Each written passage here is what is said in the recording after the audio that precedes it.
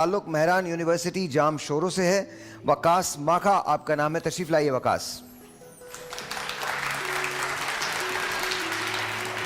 कैसे हैं आप? ठीक हैं? आप क्या करते हैं सर? सर मैं फाइनल ईयर इलेक्ट्रॉनिक्स इंजीनियरिंग का स्टूडेंट हूँ। Very nice, love you for that. अच्छा ये बताइए कि तकरीर का शौक कैसे हुआ?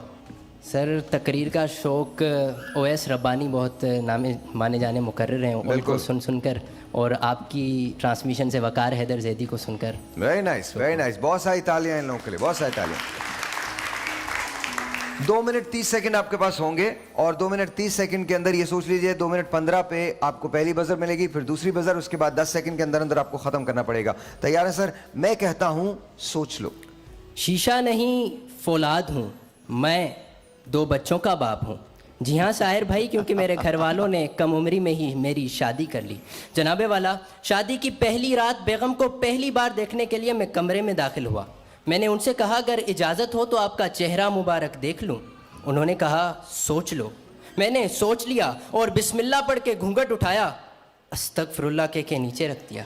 मैंने सोचा था होगी कोई हसीना सारा खान जैसी, मगर वो निकली दुश्मन के अभिनंदन जैसी। खैर जनाबे वाला, अभी कुछ रोज़ ही गुजरे थे कि मेरे बाल गिरना शुरू हो गए और चंद माह के अंदर मेरा सर अभिनंदन जैसा हो गया। मैं हो गया परेशान, मगर हमारी जोजा मोहतरमा ठहरी मासूम सी इंसान मेरे पास आई, मेरे हाथों में एंग्रो यूरिया की बोरी थमाई और कुछ यूँ फरमाई, क्या परेशान ना हो, क्योंकि अगर ये बोरी ज़मीन के नीचे से कद्दू उगा सकती है तो आपके सर पे बाल क्यों नहीं उगा सकती।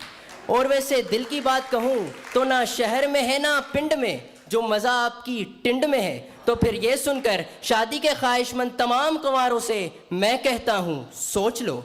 जनाबे वाला, मैं इंजीनियरिंग का तालिब इल्म हूँ। इंजीनियरिंग में दाखिले से पहले मैं कहता हूँ सोच लो, क्योंकि 4 साल में 40 सब्जेक्ट्स में 400 असाइनमेंट, 4000 एक्सपेरिमेंट्स और 40,000 घंटे पढ़ने के बाद जब आपको BE की डिग्री मिलती है तब उसका मतलब समझ आता है कि आप बड़े अहमक हो। जी हाँ जनाबे वाला, क्योंकि नौकरी नहीं मिलती, ऊपर से दोस्त कभी बेरोज़गार तो कभी ये कहकर तंग करते हैं कि पत्थर उठाओ तो इंजीनियर निकल आता है। अब हर कोई इतना खुशकिस्मत थोड़ी होता है कि इंजीनियरिंग करने के बाद पाकिस्तान की सबसे बड़ी रमज़ान ट्रांसमिशन का होस्ट बन जाए। क्यों साहिर भाई?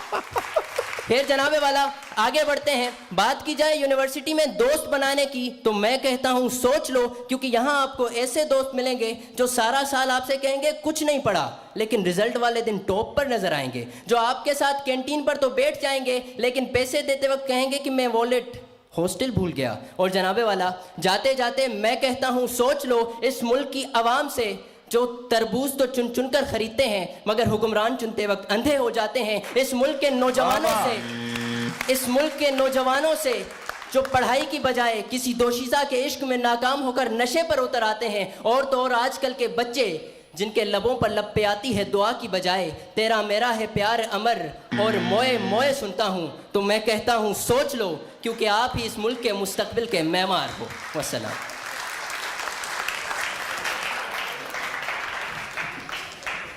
माशाल्लाह से बहुत अच्छा लगा जिस तरह से आपकी अदायगी थी और जिस तरह से मज़ाहिया अंदाज में आपने आज बहुत गहरी बातें मज़ाक है जी बहुत गहरी बातें कह दी आपने। मज़ाहिया तौर पे जो गुफ्तगू जो आपने की उसके अंदर बहुत फ़िलॉसफी थी, बहुत अच्छे।